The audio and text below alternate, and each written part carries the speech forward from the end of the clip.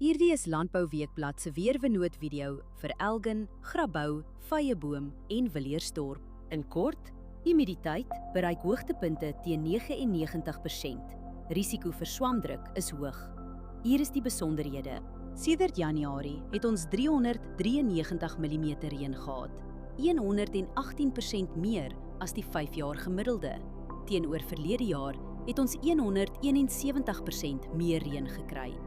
Die laagste temperatuur wat voorspel word is 8,2 grade. Die hoogste is 21,9 grade.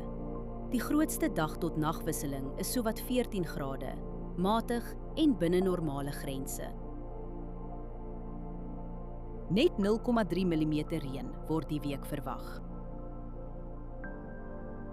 Die hele week is stil, geen noemenswaardige wind daar nie. Wind bly deurgaans onder 15 km/h. Let op, windrigting, windvlae, temperatuur, humiditeit en delta T voor jy spuit. Verdamping is die hele week onder 2 mm. Oorbesproeiing in die soort toestande hou risiko in vir wortelsiektes. Humiditeit is meestal hoog en blaarnatheid gaan Woensdag laag bly. Dus is die risiko vir swamdruk matig. Hoë risikoblokke is die eerstes om te wys as toestande verander.